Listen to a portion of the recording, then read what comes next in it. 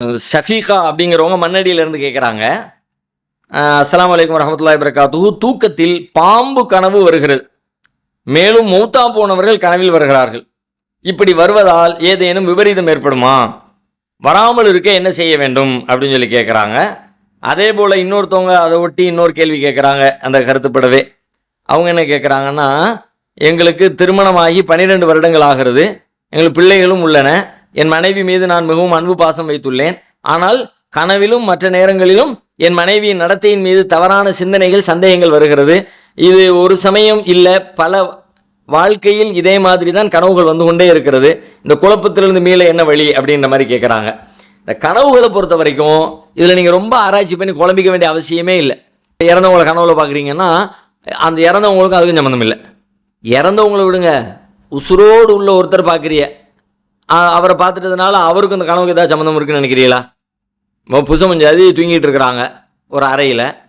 இப்போ மனைவியுடைய கனவில் கணவர் வர்றாரு. கணவருக்கு ஏதாவது தெரியுமா? காலைல எஞ்சோடனே கனவுல வந்தனே அப்படின்னு புருஷங்காரர் ஏதாவது சொல்ல போகிறாரா? எப்படி இருந்துச்சு நைட்டு கனவு காணும்போது, நான் போட்டு வந்த சட்டை நல்லா இருந்துச்சு கேட்க போகிறாங்களா? இந்த அம்மா சொன்னாதான் தெரியும். அவருக்கும் அந்த கனவுக்கும் சம்மந்தமே இல்லை. கனவுல கண்டிருக்காங்களே தவிர இவர் பிளான் பண்ணி இவர் வரல, இவர் வந்து ஒரு செய்தி சொல்லலை. இந்த அம்மா நேற்று உங்களை கனவுல கண்டேன்னு சொன்னாதான் அவருக்கு தெரியுமே தவிர மற்றபடி அதை தெரிந்து கொள்ளக்கூடிய அறிவு ஞானம் இவருக்கு இல்லை. ஏன் இல்லை? இவருக்கு அதுக்கு சம்மந்தம் இல்லை. இப்போ கனவில் ஒன்று வருவதனால் அந்த கனவில் வருகிற பொருளுக்கோ உயிருக்கோ மனிதர்களுக்கோ யாருக்கும் எந்த தொடர்பும் இல்லை. இயற்கையில் கனவுங்கிறது அது ஒரு செட்டப், அது ஒரு 3 வகை இருக்கிறது. அந்த 3 வகைக்குள்ளே தான் கனவு, அதை தாண்டி வேற எந்த கனவும் இல்லை. இதே ரசூலுல்லாஹ் நமக்கு விளக்கிட்டு போயிட்டாங்க.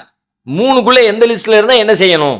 ஒன்று என்ன அப்படின்னு கேட்டால் ருயா சலாசா ரசூலுல்லாஹ் சொல்கிறாங்க, கனவு 3 வகை தான்.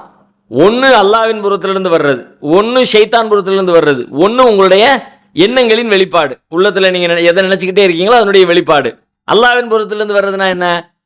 அல்லாம் எபுக்கம் என நுபுவத்தி இல்லல் முபஷ்ஷிராத், நற்செய்தி சொல்லக்கூடிய கனவுகளை தவிர வேறு எதுவும் நபித்துவத்தில் மிச்சமாக இல்லை. நபித்துவம்ங்கிறது அல்லாஹ்விடம் இருந்து உலகத்துக்கு மெசேஜ் வரக்கூடிய வழி. அதான் நபிமார்கள் வழியாக தானே அல்லாஹ் உலகத்துக்கு செய்தியை சொன்னால். அதில் பல வழிகள் பல வகைகள் இருந்துச்சு. எல்லா வகைகளும் நபிகளாருடைய வரவோடு முடிஞ்சு போச்சு. அவங்க மௌத்தா போனதோட நபிமார்களுடைய வருகை இல்லைன்ன உடனே அல்லாஹ்விடமிருந்து வரக்கூடிய நுபுவத்துடைய வாசலெல்லாம் அடப்பட்டு போச்சு. ஒரே ஒரு வாசலை, அல்லாஹ்விடமிருந்து செய்தி வருகிற ஒரு வாசலை அல்லாஹ் திறந்து வச்சுட்டு மற்ற எல்லா வாசலையும் அடைச்சிட்டான். அது என்ன ஒரு வாசல்? அதுதான் நற்செய்தி சொல்லக்கூடிய கனவு. ஒரு தனி மனிதனுடைய வாழ்க்கையில் அவனுக்கு எதிர்காலத்தில் நடக்க இருக்கிற நன்மையை குறித்து முன்னறிவிப்பு செய்யக்கூடிய ஒரு வேலை அல்லாஹ்வின் புறத்திலிருந்து வரும். அப்போ அது மட்டும்தான், அவர் வேற எதுவும் வராதுன்னு அர்த்தம்.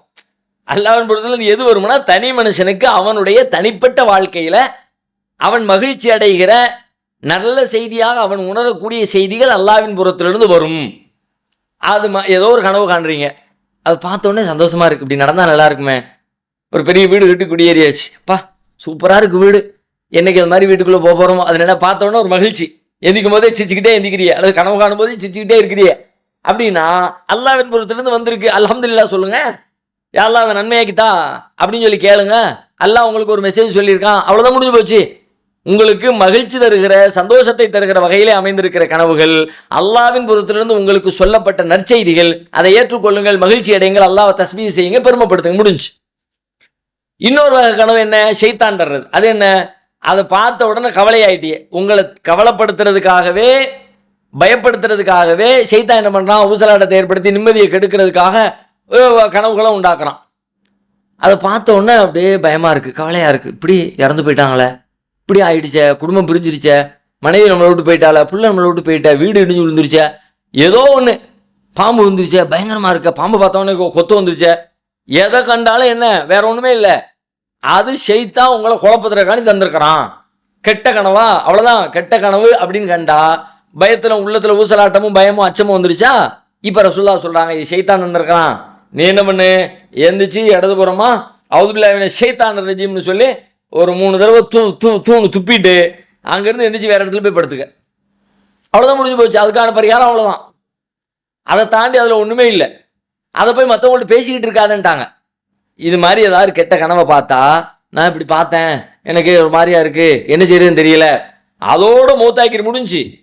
நல்ல கனவை கண்டா கூட உங்களுக்கு பிரியமான ஆட்கள்கிட்ட நீங்கள் சொல்லலாம், அதை சொல்லுங்கிறாங்க ரசூலுல்லாஹ். அதுக்கு அனுமதி தர்றாங்க. கெட்ட கனவு கண்டா யார்கிட்டையும் சொல்லாதீங்க, அதோட விட்டுருங்க, முடிஞ்சு போச்சு. ஒருத்தர் வந்து ரசூலுல்லாஹ் அது மாதிரி தான் சொன்னார். நான் ஒரு கனவு கண்டேன், என் தலை இல்லை முண்டமாக இருக்குது, முண்டம் அப்படியே போய்கிட்டே இருக்குது, நான் என் தலையை துரத்திக்கிட்டு ரசூல் நிப்பாட்டுன்ட்டாங்க. எப்பா நிப்பாட்டு, இப்போ இது வந்து எதுக்கு என்கிட்ட சொல்லுத, அதெல்லாம் சொல்ல வேண்டியதெல்லாம் தெரியல அப்படின்னு அதை ரசூலுல்லாஹ் நிப்பாட்டிடுறாங்க. ஏன் நிப்பாட்டினாங்க? இந்த மாதிரி கெட்ட கனவுகளை, உங்களுக்கு பிடிக்காத கனவுகளை யார்ட்டையும் போய் ஷேர் பண்ணாதீங்க. எல்லா இடத்துல அவுது பில்லாஹ் சொல்லி பாதுகாப்பு தேடிட்டு உங்கள் வேலையை பார்த்துட்டு போய்கிட்டே இருங்க, அவ்வளோதான். அது ஒன்றும் செய்யாது, உங்கள் வாழ்க்கையில் எந்த பாதிப்பையும் ஏற்படுத்தாது. வாழ்க்கை நடக்க போகிறது இல்லை. நல்லது வந்தாலாவது நடக்கும், கெட்டது வந்தால் நடக்க வாய்ப்பே இல்லை, முடிஞ்சு போச்சு. அதை தூக்கி குப்பையில் போட்டு போய்கிட்டே இரு. இரண்டாவது கனவு. மூணாவது கனவு என்ன அப்படின்னா, நம்ம எதை நினச்சிக்கிட்டே இருக்கோம், எதையோ ஒன்று ஆசைப்பட்டுக்கிட்டே இருக்கோம். அது வெளிநாட்டில் இருக்காரு, ஊருக்கு போகணும், நாள் நெருங்கிடுச்சு, லீவ் வந்துருச்சு, இன்னும் 2 நாள் தான் இருக்குது, சாமான்லாம் வாங்கி பெட்டி கட்டிக்கிட்டு இருக்காரு. அப்போ பார்க்க படுக்கிறாரு, தூங்குறாரு, கனவு வருது, வீட்டுக்கு போயிட்டாரு, பிள்ளைய பார்க்குறாரு, கொஞ்சிறாரு, அது பண்ணுறாரு, இது பண்ணுறாரு. அதெல்லாம் அந்த அந்த உள்ளத்தினுடைய சிந்தனையின் வெளிப்பாடு. அது ஒன்றுமே இல்லை. அது வர்றதும் போகிறதும் அவனை பாதிக்கிறதும் இல்லை, அவனுக்கு நன்மை தர்றதும் இல்லை. அதுவும் உள்ளத்தில் ஓடிக்கிட்டு இருக்கிறது கனவாக உங்களுக்கு ஒரு தோற்றத்தை தந்திருக்கிறது, அவ்வளோதான். இதை தாண்டி கனவுல ஒன்றுமே இல்லை. இதில் எந்த லிஸ்ட்டில் இருக்குன்னு பாருங்கள். சந்தோஷப்பட்டால் அல்ஹம்துலில்லாஹ் சொல்லுங்கள், துக்கமாக இருந்தால் அவுது பில்லாஹ் சொல்லுங்கள். 2 லிஸ்ட்லேயும் இல்லையா, அதை கண்டுக்காமல் கடந்து போங்க, அவ்வளோதான், முடிஞ்சு போச்சு. வேறு எதுவும். சில பேர் என்ன பண்ணுறாங்க, இபாதத்தெல்லாம் கனவுல பார்த்தேன், நான் தொழுதேன், கனவுல பார்த்தேன், தஸ்பீ செஞ்சேன், கனவுல பார்த்தேன், தர்கா கட்டினேன், கனவுல பார்த்தேன், கந்திரி ஆக்கினேன். மார்க்க ரீதியான விழுமியங்கள், இபாதத்துகள், வழிபாடுகள், கட்டளைகள், சட்டத்திட்டங்கள் எதுவும் அல்லாஹ்வின் பொறுத்திலிருந்து வராது. எல்லாம் ஃபுல்ஃபில் ஆகிடுச்சு. மார்க்கத்தை முழுமைப்படுத்திட்டேன்டா அல்லாஹ். அல்யோம அக்மல் துலக்கும் தீனக்கும் அத்துமம் தொகலைக்கும் நிஅமதி வரலீது லக்கும் இஸ்லாம் தீனா. இன்றோடு உம்முடைய மார்க்கத்தை நான் பூரணப்படுத்தி விட்டேன். அத்துமம் தொகலைக்கும் நிஅமதி, என் அருளை நிறைவு செய்து விட்டேன். வரலீது லக்கும் இஸ்லாம் தீனா, இந்த இஸ்லாத்தை உங்களுக்கான வாழ்க்கை நெறியாக பொருந்தி கொண்டேன். எந்த இஸ்லாம் நபிகளார் வாழுகிற காலத்தில் எந்த இஸ்லாம் நமக்கு வரலப்பட்டதோ அந்த இஸ்லாம் முடிஞ்சு, அதில் எல்லாம் முடிஞ்சு. அதில் இல்லாத எதுவும் உங்களுக்கு புதுசாக வரப்போகிறதே கிடையாது. 2 ரகாத்து தொழு, 4 ரகாத்து தொழு, 100 தஸ்பீ செய்ய, அங்கே போய் ஆடுறது கூடுங்கிறது, கோழி எடுத்து கூடு, தர்காவில் போய் கந்திரியாக்கு, எதுவும்லாம் வராது. அப்படியெல்லாம் வந்துச்சுன்னா அதெல்லாம் மார்க்கத்தில் அல்லாஹ் சொல்லக்கூடிய செய்தி இல்லை. இதை செஞ்சு இதை பார்த்துக்கிட்டு போய் எதையும் செஞ்சிடாத. ஏன்னா அப்படி செஞ்சால் மார்க்கம் முழுமையாகலை நீங்கள் அர்த்தப்படுத்திட்டீங்கன்னு அர்த்தம். மார்க்கத்தை முழுமைப்படுத்தினா நல்லா சொல்கிறான் இல்லையே, கொஞ்சம் மிச்சம் இருக்குது, அது குர்ஆனில் சொல்லலை, ஹதீஸில் சொல்லலை, பர்சனலாக உனக்கு சொல்கிறேன் அப்படி அர்த்தமாகும்ல. அப்படியெல்லாம் நீங்கள் நம்பிடாதீங்க என்று மார்க்கம் சொல்லிடுச்சு. இவ்வளவுதான் கனவுகளை பற்றியான விஷயம். அதே நேரத்தில் அடுத்த 2வது கேள்வி கேட்டவங்க என்ன கேட்குறாங்க, கனவுகள் மட்டுமல்ல நினைவுகள்லையும் மனைவியை குறித்த சில சந்தேகங்கள், தப்பெண்ணங்கள் வந்து கொண்டே இருக்கிறது அப்படின்னு. அதுக்கு நீங்கள் முற்றுப்புள்ளி வச்சே ஆகணும். கனவுல வந்துச்சுன்னா உதாசீனப்படுத்திடுங்க, நினைவுகளையும் அது வருது அப்படின்னு சொல்லி சொன்னால் அதுக்கு நீங்கள் வைத்தியம் பார்த்தே ஆகணும். சந்தேகம் என்பது பெரிய நோய். அதுதான் நம்முடைய பெரும்பாலும் நீங்கள் அந்த குடும்ப பிரச்சனைகளை பேசக்கூடிய ஆட்கள், அதில் அதிகமான பஞ்சாயத்து பண்ண ஆட்கள்கிட்ட போய் கேட்டு பாருங்க. இந்த குடும்ப விவகாரங்கள் வெடிச்சு செதறி விவாகரத்தில் போய் முட்டி மோதி நின்னதில் என்ன காரணத்தினால அதிகம் பேர் அது மாதிரி வந்திருக்கிறாங்க அப்படின்னு போய் ஒரு ஆய்வு பண்ணி பாருங்க. என்ன காரணம் தெரியுமா? அவங்க தப்பு பண்ணிட்டாங்க, அவங்க முரடாக நடந்துக்கிட்டாங்க, அவங்கள்ட்ட என்னென்ன தீமைகள் இருந்துச்சு, அவங்களுக்கு எனக்கு ஒத்து வரலை என்று சொல்லப்படுவதை விட அவங்க அப்படி செஞ்சுருப்பாங்களோ இப்படி செஞ்சிருப்பாங்களோ என்ற எண்ணம் தான் பிரிவினைக்கான முக்கியமான காரணம். 90% தான். தப்பு நடந்ததனால் ஏற்பட்ட பிளவுகள் அல்ல, தப்பு நடந்திருக்குமோ என்கிற எண்ணத்தால், சந்தேகத்தால் ஏற்பட்ட பிளவுகளே அதிகம். நடந்த தப்பினால் ஏற்பட்ட பிளவுகள் 10% தான் இருக்கும் மொத்த விவாகரத்தில், மொத்த சண்டைகளில். அப்போ அது எவ்வளோ பெரிய பாதிப்பு பாருங்க. அதனால தான் மார்க்கம் இந்த சந்தேகத்துக்கு அதுக்கு ஒரு எல்லை வச்சு நிப்பாட்டிட்டு சொல்லுது. தேவையில்லாத சந்தேகம், அடிப்படை இல்லாத சந்தேகம், அந்த மாதிரி சந்தேகத்தில் இடம் கொடுத்தா வாழ்க்கை நரகமாக போயிடும், நாசமாக போயிடும். ஆதாரத்தோட சான்றுகளோடு இருந்தால் நம்புங்க. கிறிஸ்து மாதிரியாக அப்படி இருக்குமோ இப்படி இருக்குமோ. ஏன் ஆயிஷா நாயியுடைய சந்தேகம் கிளப்பப்பட்ட நேரத்தில் அல்லாஹ் எப்படி நமக்கு சொன்னான்? சொல்லும்போது ஒரு ஆதாரம் இருக்க மாதிரி அப்படி கூட வந்து சொல்லுவாங்க. லவ்லா இது சமயத்துமூஹு லன்னல் மூமினூன வல் மூமினாத்து பி அன்ஃபுஸிஹிம் ஹைரா வ காலு ஹாதா இஃப்கும் முபீன். இந்த மாதிரி பார்த்தீங்களா தனியாக வந்தாங்க, ஏன் தனியாக வந்தாங்க அப்படி இப்படின்னு ஒரு கதையை கட்டி விட்ட நேரத்தில் அந்த செய்தி உங்கள் காதுக்கு வரும்பொழுது நீங்கள் என்ன சொல்லியிருக்கணும்? இது ஒரு தெளிவான இட்டுக்கட்டுன்னு சொல்லியிருக்க கூடாதா? நல்லெண்ணெய் வச்சிருக்க கூட அப்படியெல்லாம் கிடையாது பாப்போ. அது எப்படி அப்படின்னு சொல்லிட்டு நல்ல மக்கள் மீது நீங்கள் நல்லெண்ணெய் வச்சிருக்க மாட்டீங்களா? இதுக்கு தெளிவான அவதூறுன்னு சொல்லியிருக்க மாட்டீங்களா? அப்படி ஒரு செய்தி அதுக்கு கண்ணும் காதும் வச்சு நம்புகிற விதத்தில் வந்தாலே நீ அதுக்கு நல்லெண்ணெய் வச்சுக்கிட்டு அதை விட்டு விலையிரு, இதெல்லாம் நான் நம்ப மாட்டேன்னு சொல்லிடு, இது இட்டுக்கட்டுன்னு சொல்லிடுன்னு மார்க்கம் சொல்லுது. ஒன்றுமே இல்லை, அவன் மனசுக்குள்ளே தோணுச்சுன்னா அப்படி இருக்குமோ?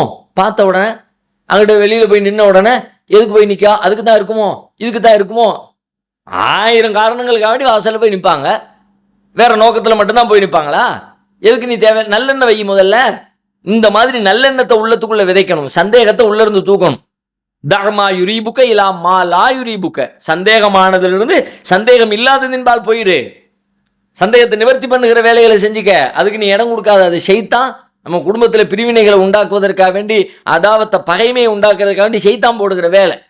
அதனால அதுக்கான முகாந்திரம் இருந்துச்சுன்னா அடுத்தடுத்த ஸ்டெப்பில் போய் அதை கிளியர் பண்ணிடு. முகாந்திரம் இல்லையா, அதை பற்றி நான் கேரே பண்ண மாட்டேன்னு தூக்கி எறிஞ்சுவிட்டு உன் மனசை கிளியர் பண்ணிக்க, சுத்தப்படுத்திக்க அப்படின்னு அல்லாஹ் சொல்கிறான். இது ஒரு நீண்ட இது சம்மந்தமாக நிறைய இணையதளத்தில் நீங்கள் தேடினீங்கன்னா நிறைய கவுன்சிலிங் கொடுத்து இருக்க வீடியோக்கள்லாம் நிறைய இருக்கிறது. அதை கூடுதலாக பார்த்து அதை நீங்கள் சரி பண்ணிக்கிட்டு உங்களுடைய லைஃப்பை சேஞ்ச் பண்ணிக்க ட்ரை பண்ணுங்கள். இல்லைன்னு சொல்லி சொன்னால் அது நமக்கு தேவையில்லாத சிக்கலை கொண்டு வந்து நம்ம வாழ்க்கையில் ஏற்படுத்திடுங்கிறத புரிஞ்சுக்கணும்.